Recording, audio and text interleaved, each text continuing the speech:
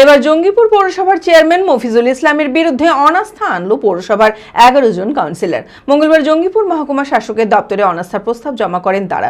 একাধিক দুর্নীতি ও পৌর বোর্ড পরিচালনায় বেনিয়মের অভিযোগে পৌরপিতার অপসারণের দাবি জানান ভাইস চেয়ারম্যান সহ কাউন্সিলররা। মানসিক স্বাস্থ্যের জন্য সবার আগে যে নামটি মনে ভেসে ওঠে, সুস্থ মনের ঠিকানা মনোবীক্ষণ। যোগাযোগ নাম্বার 7477799513। গত জানুয়ারি মাসে তৃণমূল পরিচালিত জঙ্গিপুর পৌরসভায় একাধিক বেনিয়মের অভিযোগে পৌর বোর্ড ভেঙে পৌরপিতার পদ থেকে সরিয়ে দেওয়া হয় মফিজুল ইসলামকে। প্রতিবাদে হাইকোর্টের দ্বারস্থ হয়েছিলেন মফিজুল ইসলাম সহ অন্যান্য কাউন্সিলররা। শেষ পর্যন্ত হাইকোর্টের নির্দেশে পুরনো বোর্ডই বহাল থাকে। এবার জঙ্গিপুর পৌরসভার চেয়ারম্যান মফিজুল ইসলামের বিরুদ্ধে অনাস্থা আনল পৌরসভার 11 জন কাউন্সিলর। মঙ্গলবার জঙ্গিপুর মহকুমা শাসকের দপ্তরে অনাস্থা প্রস্তাব জমা করেন তারা। অভিযোগ, বর্তমান পৌর বোর্ডের অধীনে কোনো কাজ হচ্ছে না।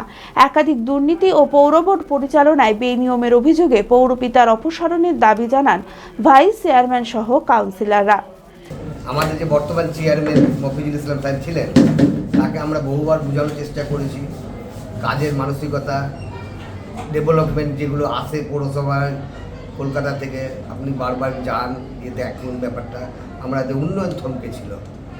আমাদের উন্নয়নটা সত্যি আমার ওয়ার্ড বলে বলবো না, 21টা ওয়ার্ডে আপনারা যেহেতু সাংবাদিক এলাকাতে আপনারা ঘুরছেন, দেখছেন, মানুষ কিন্তু আমাদেরকে প্রশ্ন করছে। সেই প্রশ্নের উত্তর আমরা কিন্তু দিতে পারছি না। যে সেই প্রশ্নটাকে দিয়ে যখন আমরা চেয়ারম্যানের দ্বারস্থ হয়, তখন চেয়ারম্যান সাহেব কিন্তু ওইভাবে কিন্তু আমাদের উত্তরটা দিত না।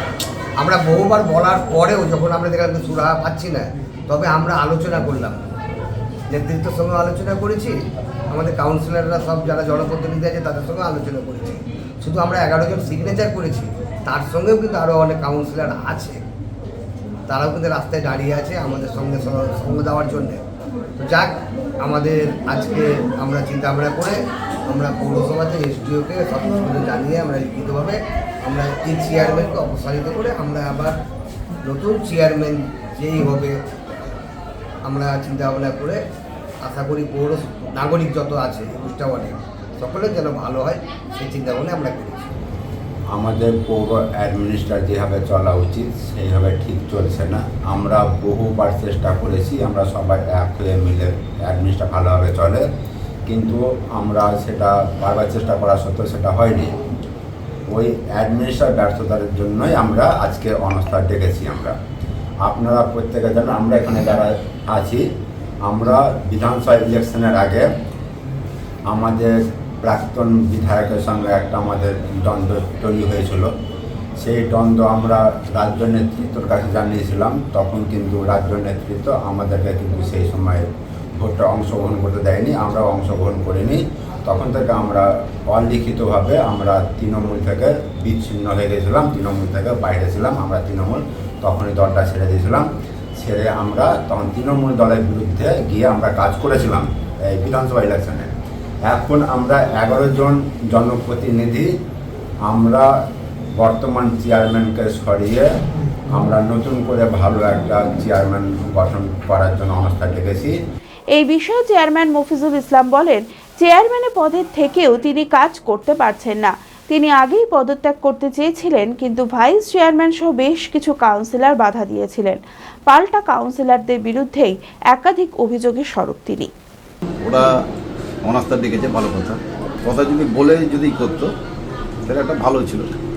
কেউ যদি বলতো কিনা চেয়ারম্যান হবে, কেন যখন আমি পদত্যাগ করবো বললাম তখন কিন্তু ওদের মধ্যেই এমনকি ভাইস চেয়ারম্যান আমাকে কলকাতা থেকে ফোন করেছিল কি এখন পদত্যাগ করিয়েন, ওই কারণে আমি করি।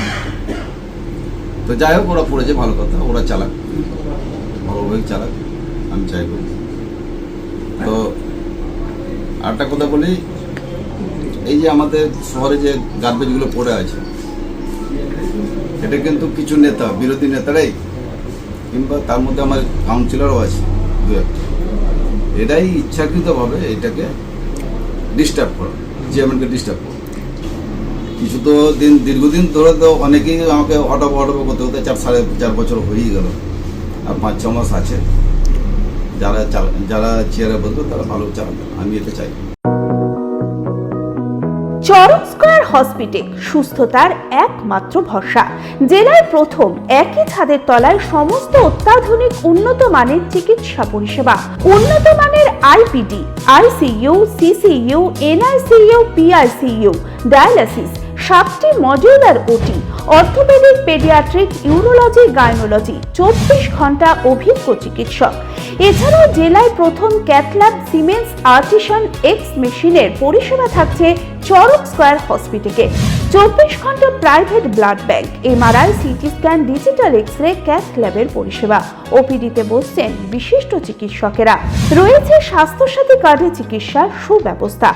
চরক স্কয়ার হসপিটাল, 79 পঞ্চানন তলা, চালতিয়া, বহরমপুর, মুর্শিদাবাদ।